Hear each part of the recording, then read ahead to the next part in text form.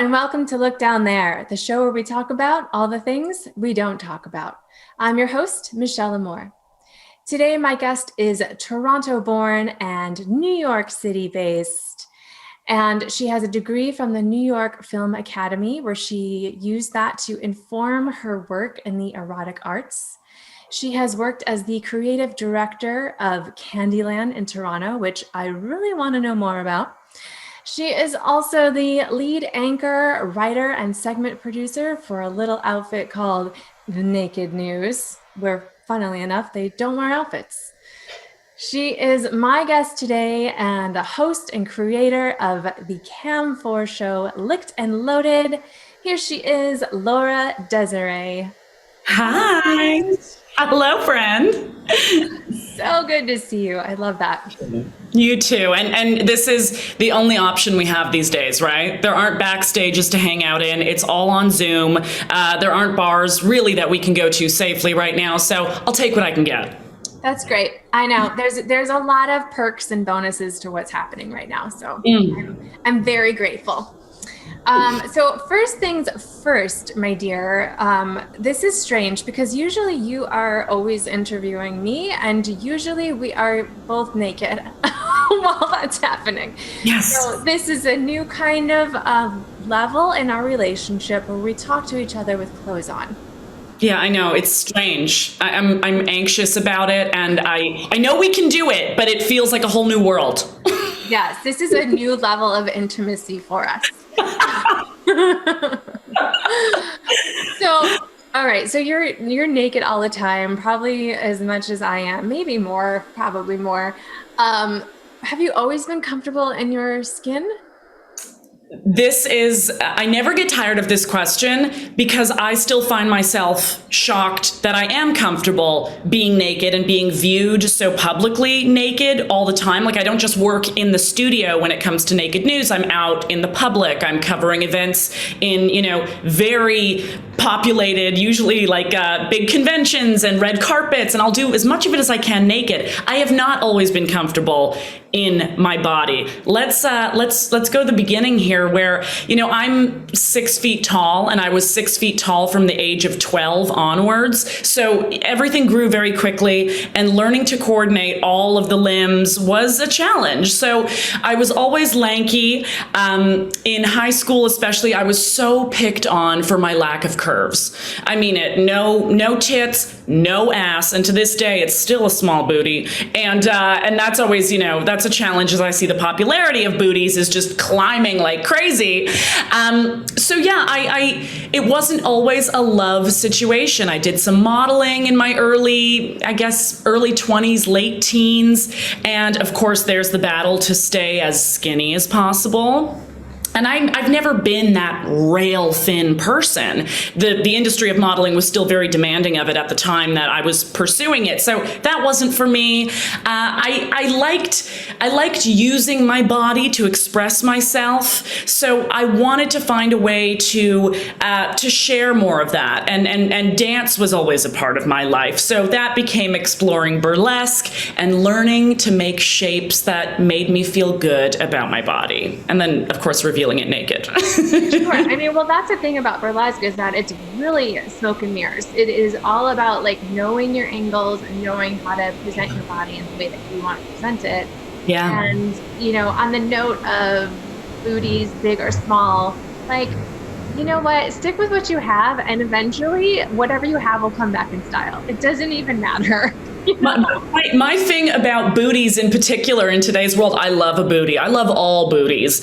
I'm here for them. But I find it absolutely hilarious how often I'll hear from professionals in my industry, Laura, if you just focused a little bit more on that area in the gym, you could look like these Instagram models. And, I'm so frequently shown photos of people who, there's very sophisticated procedures nowadays. And it's not just that someone is born blessed versus, someone doesn't work hard enough for it. I mean, I think there's a reality and an education that people should have in what is available in the natural realm and what can be purchased nowadays. All are fine, but to shame someone for not working hard enough in the gym to get the world's fattest ass, like doesn't really make sense.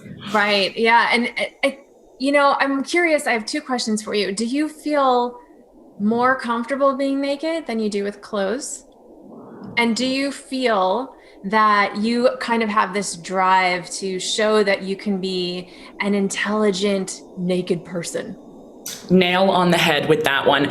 I would love to, well, to answer the first one, I feel more comfortable naked now after years of doing this. And I mean like 5 years of being completely naked on the internet and on TV, and about 10 years of doing, forms of it through burlesque or performance art of some kind. So I feel very comfortable being naked. I have a hard time deciding style-wise what character I want to play today. Because when I dress myself, I feel like I need to get into a costume. I'm like, who's this character today? Are we going Brainiac?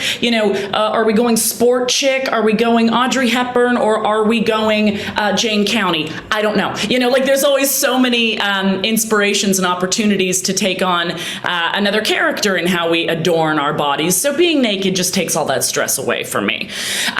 Do I want to? I want to eliminate nudity as a distraction from the substance I'm hoping to spread in what I communicate, and whether that's through interviews for podcasts, whether that's my written work, whatever it might be. I would love to, yes, be taken seriously as something more than just that naked person. And it's so funny because when I'm sitting or standing or with a guest and I'm the naked one, I notice they will sometimes waver in and out of being able to even stay in the conversation. And I wish that we could eliminate some of those shivers we get about nudity and our discomfort with it, to just get down to what's actually being exchanged in that moment, what conversation's being had. Yeah, I felt that way when we started Naked Girls Reading, which is now Bear Book Club. But I felt like it almost hyper focused the words. I feel like a lot of times we sit and we look at each other and wonder what we look like naked anyway. So when you're suddenly just like, boom, here it is, this is what I look like, suddenly you're like, okay, shock factor gone in a few seconds. And now it's become about the content and the words. So in a way, it really does, pardon the expression, strip away the kind of distraction of nudity. Yeah, I wish that was a more immediate reaction. Sometimes I find it's like we have to sit in this sort of strange feeling of, oh my God, there's a naked person next to me. And whether that's an internal thing or it actually comes out in dialogue, I wish we could just get through that moment quicker. But I know not everyone is at this place of comfort with themselves. You'll get there. Yes. Well, how do you feel that people react to you? Like, do you find that they're repelled or they're drawn to you? Well, interestingly enough, I've experienced both of those extremes. I've had some strange reactions being naked for a living and publicly viewed. I've been shamed by both men and women and people of all kinds that, say you shouldn't be doing that. There's children around. You shouldn't be doing that. That's not decent. You shouldn't be doing that because it's illegal, when it was clearly not illegal to be topless in some places like New York City or Toronto. So people do have that very immediate reaction to want to say, get dressed. You shouldn't be in this state. But I've also, and more likely, have had the reaction of, I don't know how you do it. How can you be this confident? Aren't you worried? How can you stand and not want to cover yourself? You stand with your shoulders back and everything's exposed. When I see new talent come into Naked News, especially because we host a lot of auditions throughout the year to see who might be interested in joining the cast, I notice how many women will join this audition process and for the first time they're on camera stand with their hands in a fist covering their vaginas and trying to get the arms to cover the boobs and the fists to cover the vagina. It's really fascinating because it is a lesson to drop that and stand with confidence naked. So people usually respond saying, wow, how do you do that? Your body's incredible. I wish I could stand that proudly. Right. And it's a lesson in apology, right? Like learning how to stand in your body, being present, and having like eye contact conversations with people. Like, let's talk about some real shit. Like, yes, Yeah. I'm naked, but like, let's do this. Yeah. I mean, there are things that I still deal with on the regular between me, myself, and I. Like if I am standing completely naked on camera, I will tuck my labia. Yeah. Are you part of the big labia club? Because I am. Yes, I am. I'm part of the big dark labia club. So it's not just that, it's visible from me standing straight. It's like it's also a darker color than the rest of my body. And so I've had this ongoing, confusing relationship with it. Sometimes I go, oh my God, this is so hot. It's so different. I love it. And then sometimes I go, we're booking that labiaplasty. Let's call that. You better call me before you decide to do anything like that. Because I'm all about vulva positivity here at Look Down There. And, it's funny because I think people might assume because you and I are naked so much that we just have so much confidence and we don't deal with any of these really private issues. And we were talking before we started recording, but I call myself a recovering vulva hater, like my own vulva, and coming to terms with what that looks like. I am called the most naked woman, but I was always very careful about what I was showing and how I was presenting and what my body was doing and making sure my legs were crossed and all that kind of stuff. Right? Absolutely. Yeah. So we're like, on the days that you are having good days, what contributes to that for you? The days that I'm having good days, I'm making art with my naked body. And if I'm not feeling in the mood to do that, then we don't do it that day. I make a lot of independent content that I sell on my content creation platforms, very much like an OnlyFans that people have today. And I've been doing a lot more of that during this pandemic because there's a lot of free time. And spending time with my vulva and really just my naked body with the camera in my own control has been a huge practice in celebrating my body. And I really enjoy watching the footage back and starting to cut it to music. It's exciting, because I'm starting to look at my body very personally, very intimately with just me and my camera. Sometimes I'll get, a camera person or someone to operate however I'm recording it. But I've been really controlling my art myself recently. And that's how I like to celebrate the days I'm feeling my best. And it's been this really rewarding experience. I try and do it, multiple times a week. Yeah, one of the things that I've been working on, even before the pandemic, was, what do I like? What do I like? How do I like moving? Can I move independent of an audience? Can I take away that imaginary audience and just move in my own body and discover my own body? And that's been something that's been really helpful for me, is to remove that I. Yeah. And even like turning away from the mirror and just tuning into what things feel like rather than what they look like, which is a real challenge for a performer who's been in the business for almost 2 decades, is to remove that audience. Absolutely. I mean, it's just such a different world. I mean, I remember starting to do some Zoom performances. I'm sure you did some of those too.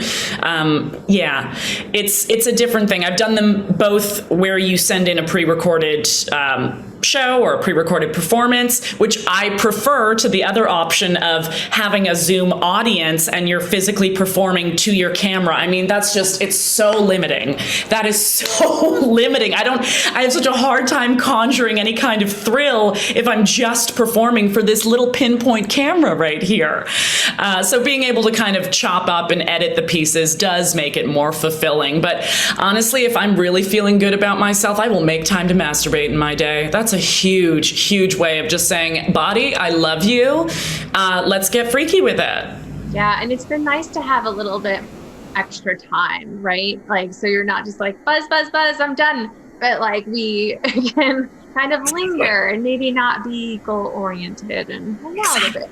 Exactly. I'm exploring new genres of porn. I'm trying out new toys. I'm trying to take, as much time as possible to reach that joyous climax so that I can kind of enjoy all that rev up sensation that I'm usually racing to get to. So it's just like you said, there's been a lot more time to explore that pleasure within myself that I make for myself. Yeah. So let's talk about porn because you do a lot of work within the industry covering the AVN Awards and Pornhub Awards and your podcast is also with a porn star. Is that correct? That's right. I did do a series with Romy Rain. We did 2 seasons of a show called A Mouthful. That came to a wrap during the pandemic.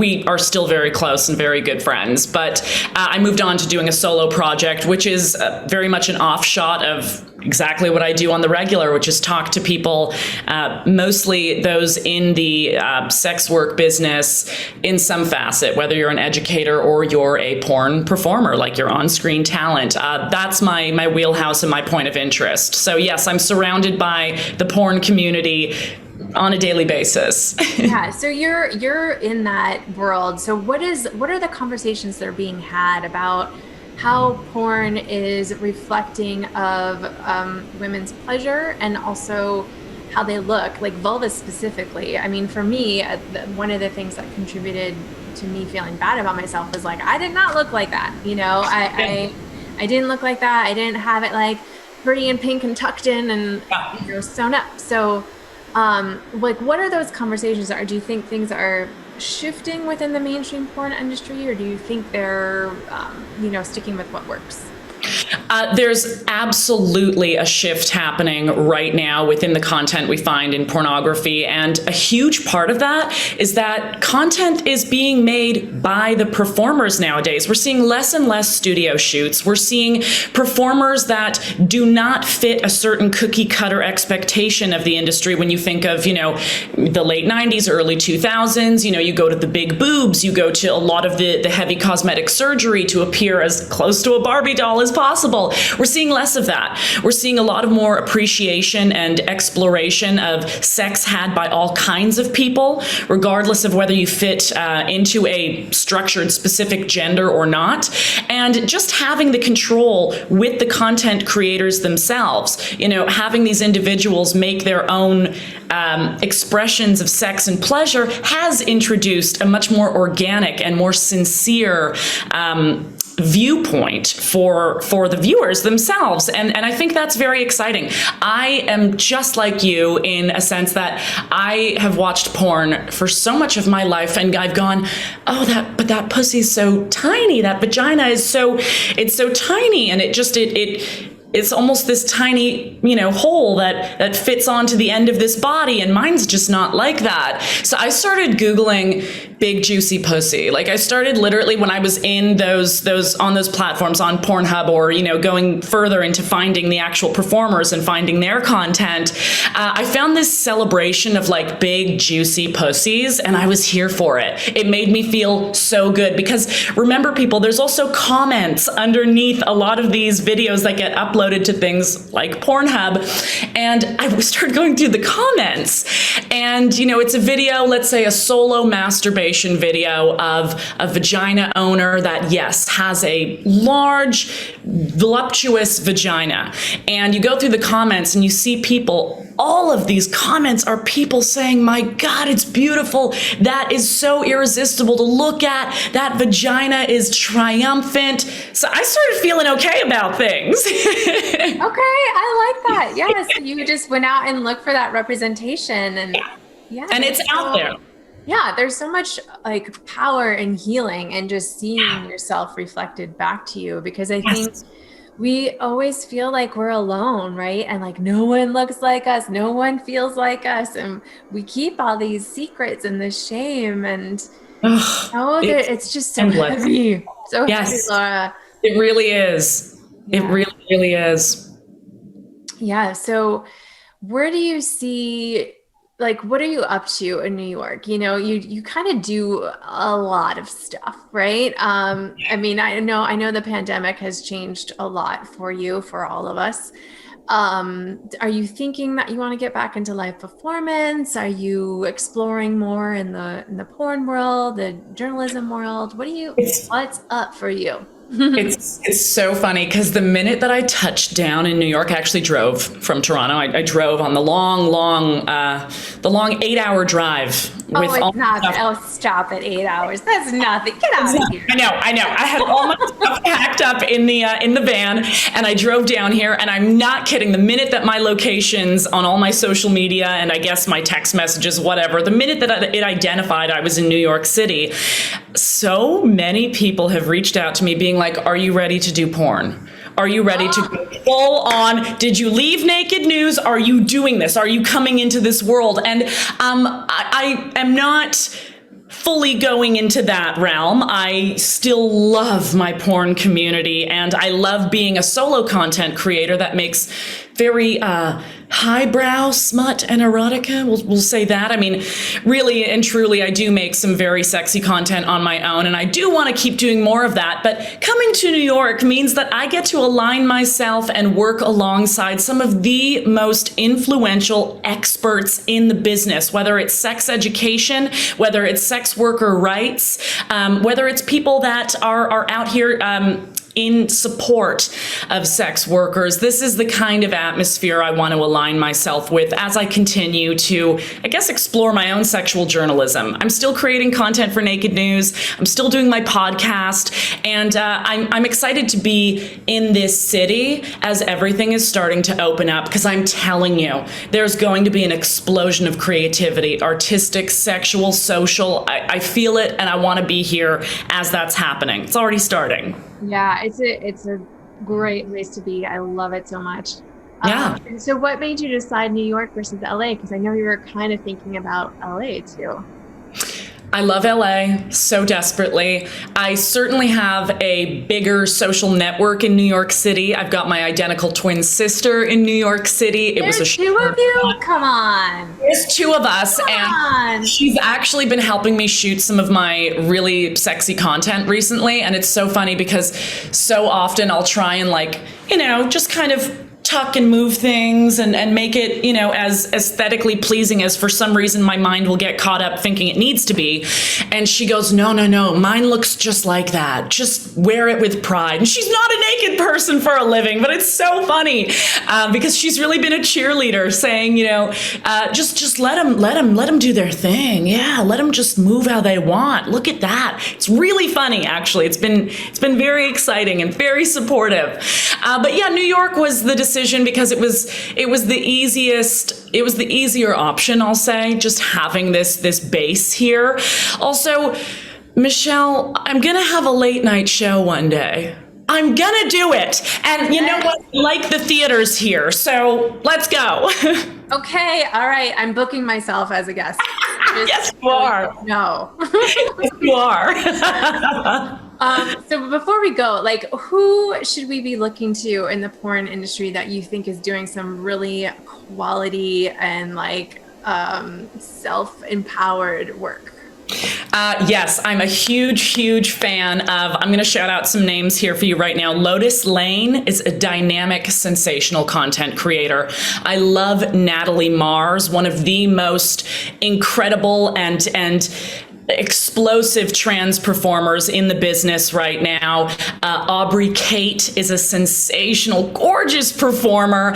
I'm absolutely in love with the work of Owen Gray. Owen Gray, male performer who makes some very stunning self-shot content that does focus on ensuring the pleasure of the women that he engages with. I'm a huge fan of, obviously, my bestie, Romy Rain. I know that she takes care of her subscribers very well, creating content full of very delicious pleasure. And I would say that caps it pretty good. Anna Fox is another very incredible performer, just making sure that there's a sincerity in the pleasure she conveys. Yeah, I could go on and on. I'm a big porn consumer. I am not. Like I watch very little, and I'm like, I want to explore it more, but I'm like really picky with my aesthetics, and like I get really distracted and thrown off by random things. So I like when things are just maybe a bit more mysterious than explicit. I get that. You know, I like to fill in the blanks, not the holes all the time.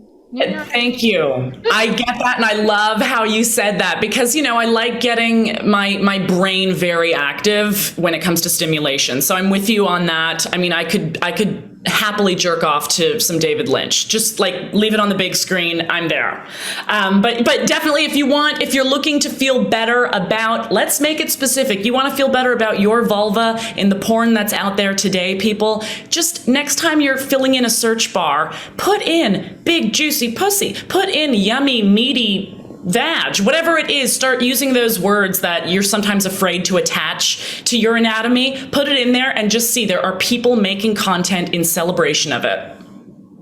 I love it. So tell me, where can we find you? What's up? Give me all the Laura Desiree business. Come on in to my world. Come on into my world, people. So Laura Desiree, that's the name. You can find me on all your social media platforms at Laura X Desiree, LauraXDesiree. You can also find me on Cam4's YouTube channel, where I have my Licked and Loaded podcast. And of course, if you want to come to the ultimate nude experience, click the link in my bio and join me on my Tempted page. That's where I create my favorite goodies just for you. I love it. I'm so happy to have you. So thank you all for listening, and please make sure that you follow Laura Desiree and her big juicy pussy. Should it have its own Instagram page? No. It's an interesting one to pull off. It would be censored. It would just be a black bar. Every picture is a black bar, because we all know how Instagram is. Yes, but now it's time for us to spread our legs and spread the love, and go ahead and follow Laura Desiree and follow us here at I Look Down There, and me at Michelle Lamore.